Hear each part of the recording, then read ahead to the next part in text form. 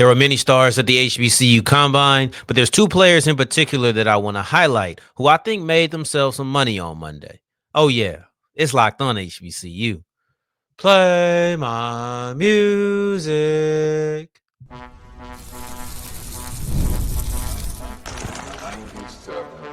You are Locked On HBCU, your daily podcast covering HBCU sports. Part of the Locked On Podcast Network, your team every day. What's going on, family? Welcome back to another episode of the Locked On HBCU Podcast, your number one daily one-stop shop for everything HBCU athletics, Monday through Friday. Part of the Locked On Podcast Network, your team every day.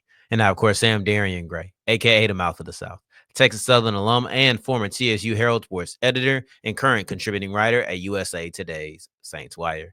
Thank you for going on this journey with me. Make a Locked On HBCU your first listen of the day every day. And remember, just because the mic cuts off does not mean that the journey is over. Just means it's time to follow me on Twitter at South Exclusives. Starts with an S and ends with an S. As we wrap up today's episode, we'll take a look at the HBCU Classic at All-Star Weekend and how I think the popularity of those two events are kind of tied together.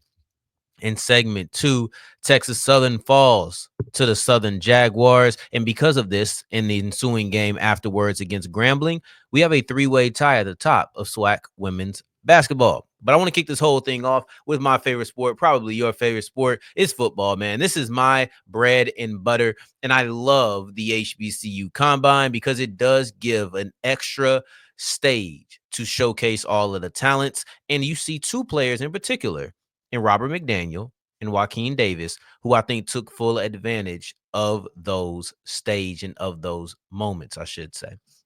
We'll get into more players probably tomorrow because we're going to have Legacy Bowl practice. Maybe we'll talk about that. We're likely going to talk about at least one or two more Combine athletes. But today I want to focus on McDaniel and Davis because in the early parts of the day, right before all of the numbers became official, Davis and McDaniel are two of the players who you saw be mentioned by national media.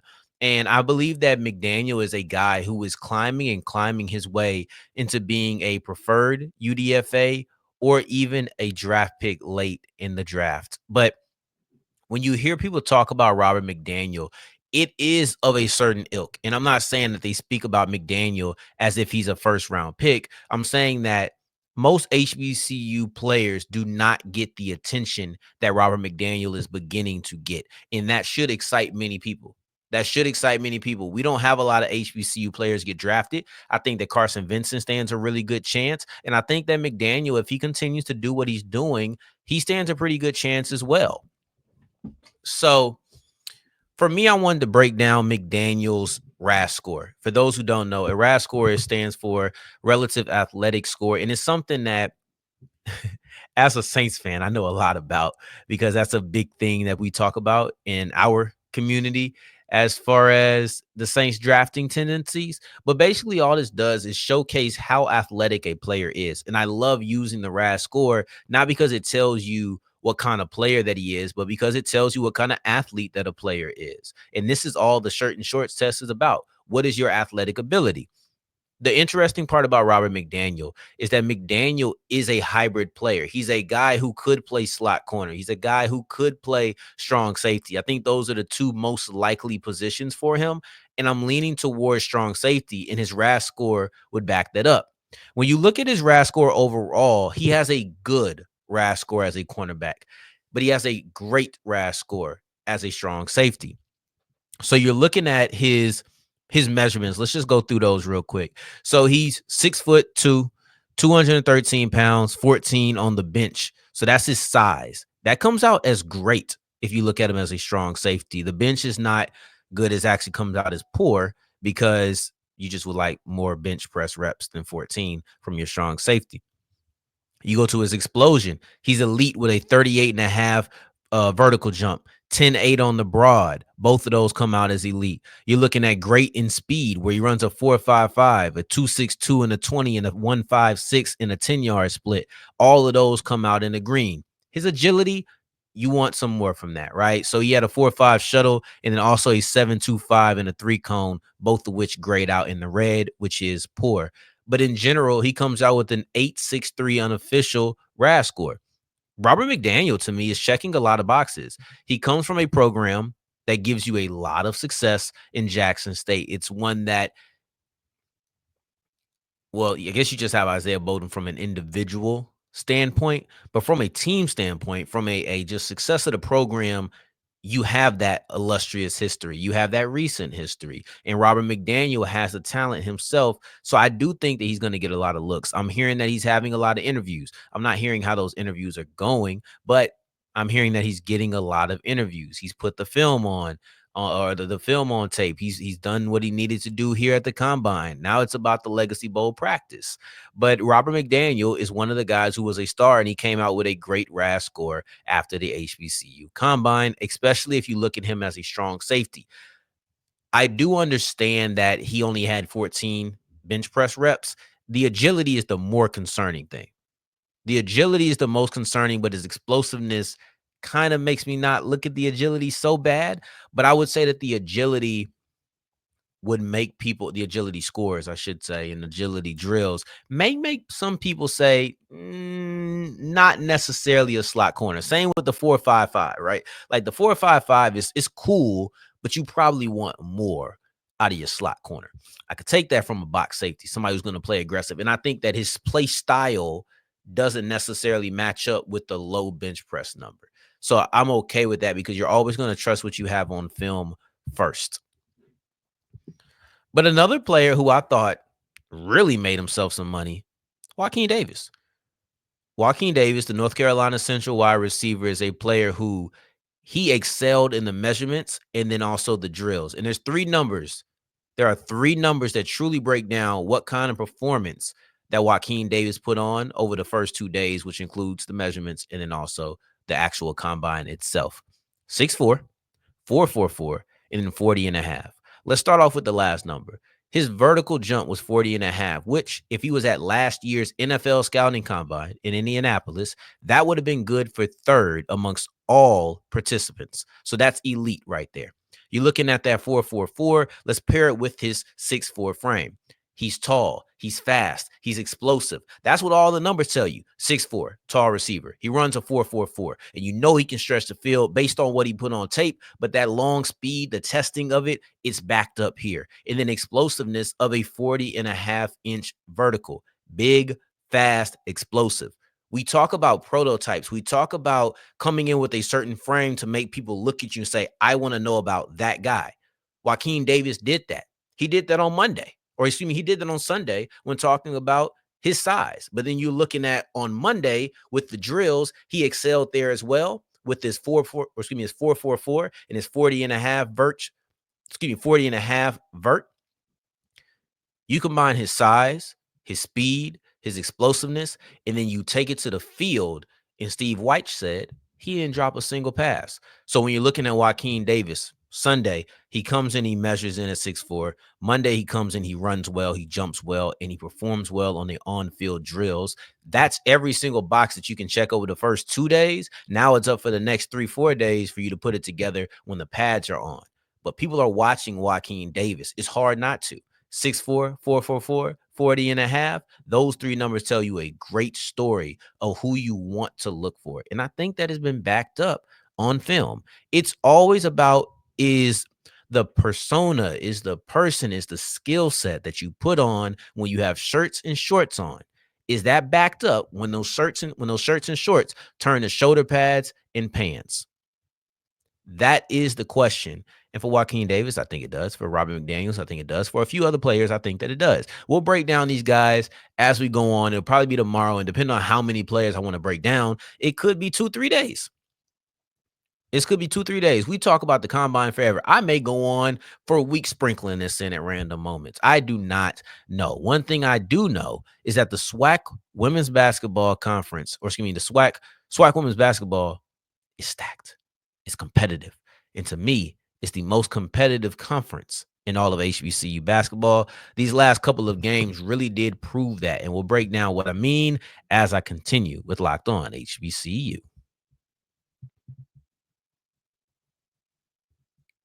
This message is from sponsor Intuit TurboTax. Taxes was dealing with piles of paperwork and frustrating forms, and then waiting and wondering and worrying if you were going to get any money back. Now, Taxes is easily uploading your forms to a TurboTax expert who's matched with your unique tax situation. An expert who's backed by the latest technology, which cross checks millions of data points for 100% accuracy. While they work on your taxes, you get real time updates on their progress and you get the most money back guaranteed, all while you go about your day. No stressing, no worrying, no waiting. Now, this is Taxes.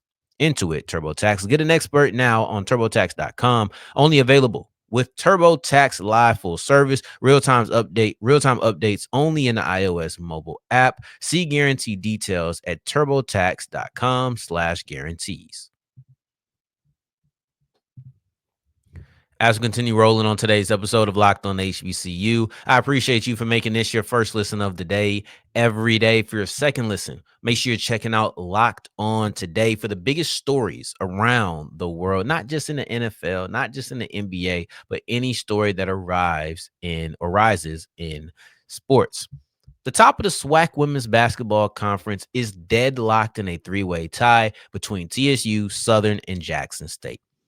Last week, I previewed TSU versus Southern, and I'm going to reference a couple of points that I made during that preview because it does come back into play now. For me, I said that the SWAC Women's Basketball Conference is the most competitive conference in all of HBCU basketball. So really, specifically mid-majors. So really what I meant by that is Norfolk State women's basketball is running things over there on the women's side, right? Like they are running the MEAC. On the men's side, I feel like Norfolk State was pretty up there at the top. I'm looking at the record now, and it looks like Howard ended up beating Delaware State. I meant to check that. But yeah, you still have Norfolk State at the top of the conference still on the men's side. But on the women, everybody's chasing Norfolk. I kind of feel like the same is true on the men's side. On the men's side of SWAC men's basketball, or in SWAC men's basketball, excuse me, not in the men's side of SWAC men's basketball, but in SWAC men's basketball, everybody's chasing Southern.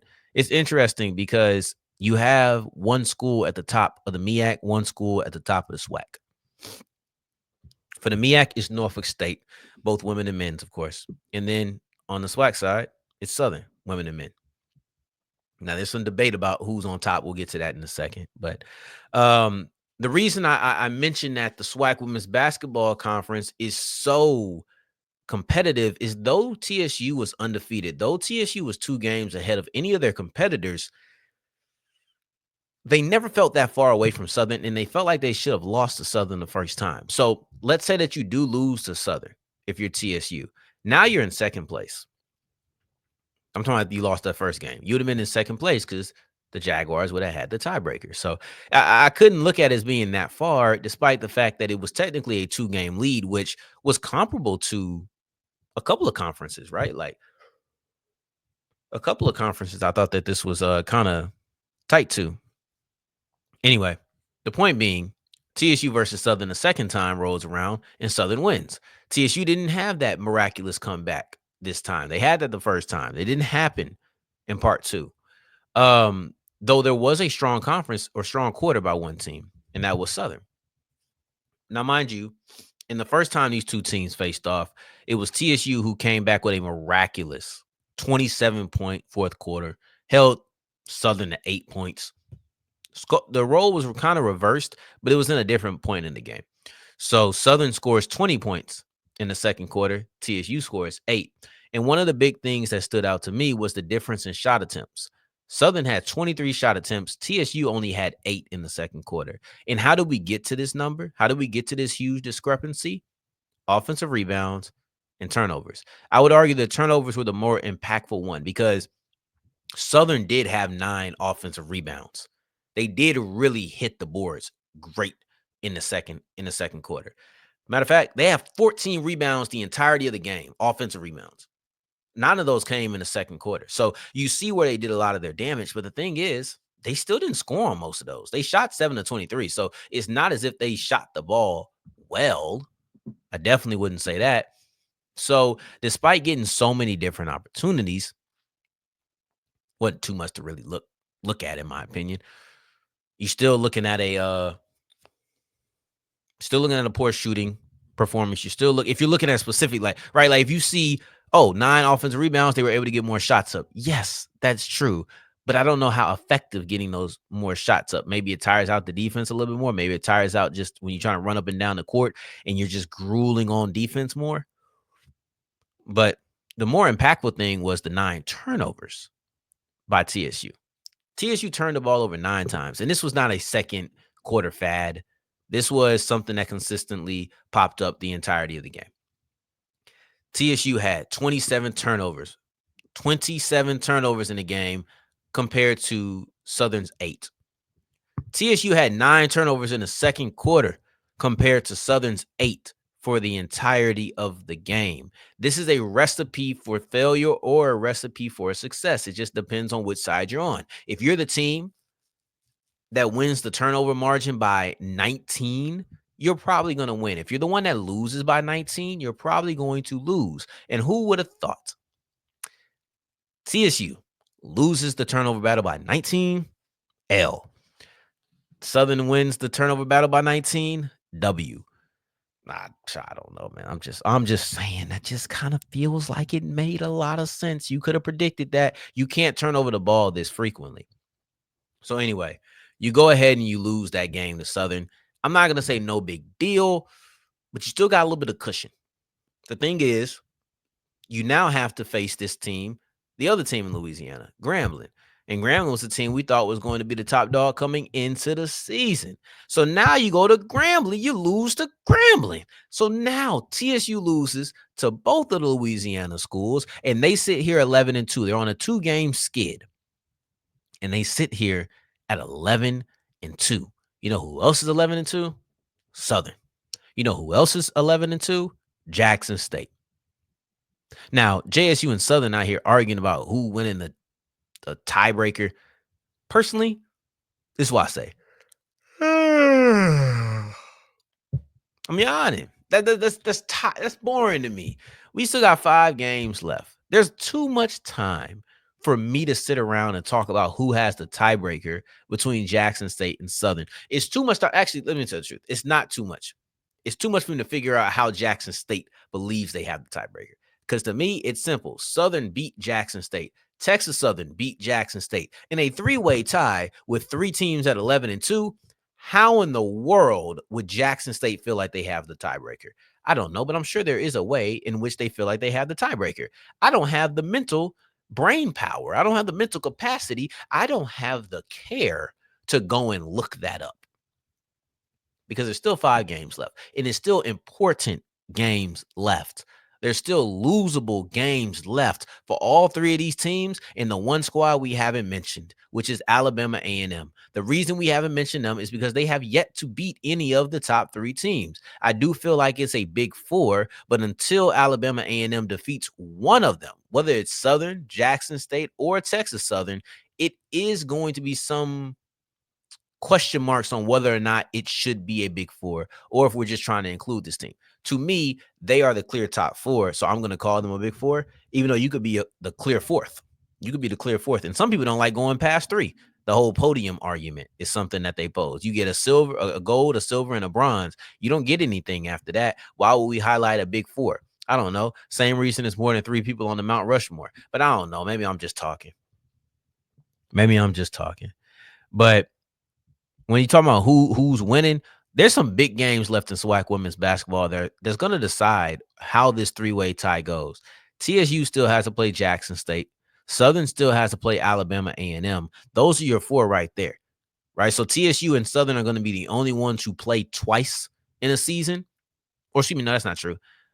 Jackson State and Southern will not play twice in a season. Alabama A&M and Texas Southern will not play twice in a season. But you'll still have TSU versus Southern twice. We've already had that. You have TSU versus Jackson State twice. number 2 is on the way. This will be very interesting to watch because, not to mention, Grambling is bringing a 3-game winning streak up to Southern. So they get to face off on Thursday. There's a lot of big time matchups that are going on. Still 5 games left. Still 1 to 2 big time games because you still got Jackson State, or you have TSU versus Prairie View. Like, there's still big time games on the docket. I cannot wait for this. This should be extremely fun. This should be extremely entertaining. But as we push forward, I want to take a look at another basketball topic, more so on the D2 ranks, the HBCU Classic, and how I think its popularity is tied to All-Star Weekend as we continue with Locked On HBCU.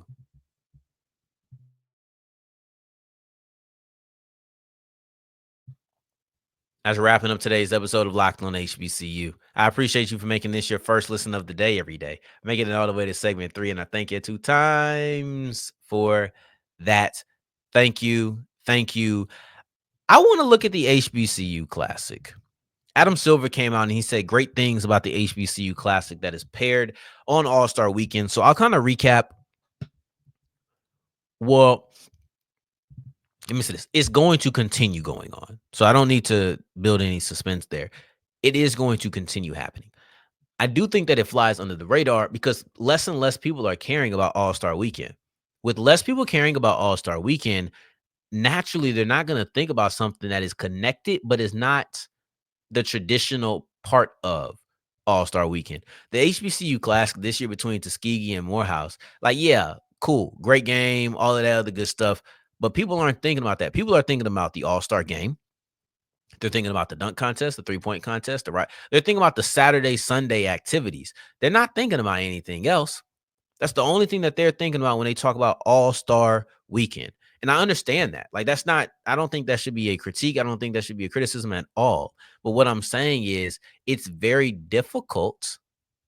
It is very difficult for me to feel like the HBCU Classic is a premier part of All-Star Weekend. So with that, I don't think it's going to be something that pulls people in. I don't think it's going to be something that gravitates or magnetizes, I really should say, a large viewing population. I'm not sure if it was on TV or not. I didn't catch this year's game. But the point is that as people are disinterested in the All-Star game, the dunk contest, the 3-point contest, as people become more and more disinterested in what it is that they do, naturally that will trickle down to the HBCU Classic. I don't expect it to go anywhere. I'm glad that it doesn't go anywhere because outside of viewership, there's a lot more to it than just that. It's not just, oh, well, the ratings are low. No. Let's hear what Adam, let me read. I always say here, but I'm just going to read it. You're going to hear it when I say it. But let me tell you what Adam Silver said as far as the history or the future of this game. He said, we're incredibly proud of the HBCU Classic. We've been doing that for a number of years now. It's different schools every year coming in, just highlighting what's happening at HBCUs. We love our relationship with HBCUs and are pleased about how that's going. So I do think that's going to be a while. Like, I don't think that that's just BS. I don't think you're feeding us crap with syrup on it. I think that the partnership with HBCUs is good business at the end of the day, right? Like, and it may not be the financial business. It's about the public relation business. And I think that it is a very successful move. That doesn't mean that it's not genuine. It doesn't mean that there's some ulterior motive.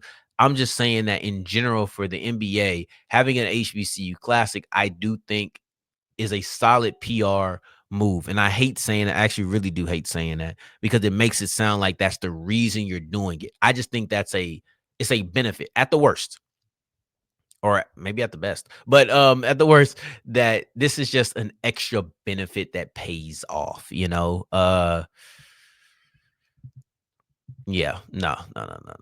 So I want to tell you what Morehouse AD said, Harold Ellis said.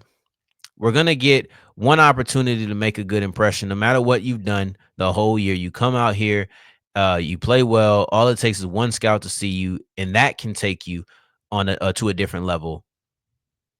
Tuskegee coach says, this is how you increase membership, viewership, HBCU basketball, and knowledge of players. If you love basketball, you wouldn't rather be in any other situation than we're in this weekend. I do believe that there's going to be people who catch HBCUs at these events. They're going to see the what's it called, the pageantry. They're going to see all of the things that make it special and say, I want to be a part of that. And I do think that helps. I want to look at the Tuskegee coaches' comments about membership and viewership in HBCU basketball. Yes, you're going to get some kids because of that. I always say when you go away from your region, it is a recruiting opportunity. I think kind of got confused when I was talking about Grambling in Tennessee State. I think it's Grambling, Tennessee State. Whoever's playing it's Grambling and Jackson State, who's playing in Vegas. I wouldn't say no one's ever played in Vegas before. I'm saying that when you go out there, it's a chance for you to start grabbing recruits. So yes, the membership is there, but most importantly, all the scouts are there. Everybody's there. If you are an HBCU athlete, and we know what comes with that, you want to show out when everybody is there. Everybody's there when you play in a bigger school. Everybody's there when you're at All-Star Weekend. You have these opportunities, and it's on you to make the best of it. So as long as this is going on, this is audition mode for 48 minutes, period, or 40 minutes, period. On tomorrow's episode, we'll probably take a look at Carson Vincent's invitation to the NFL Combine, as well as some other HBCU Combine stars. I'm pretty sure that's what we'll be looking at on tomorrow's episode. But in the meantime, in between time, until the next time we hear each other, and maybe Legacy Bowl day one recap. I'm not sure how we're going to do that yet, though. I'm not sure how we're going to do that. So don't quote me on that part. Don't quote me, boy, because I ain't said. Anyway, take care. Stay blessed. Peace.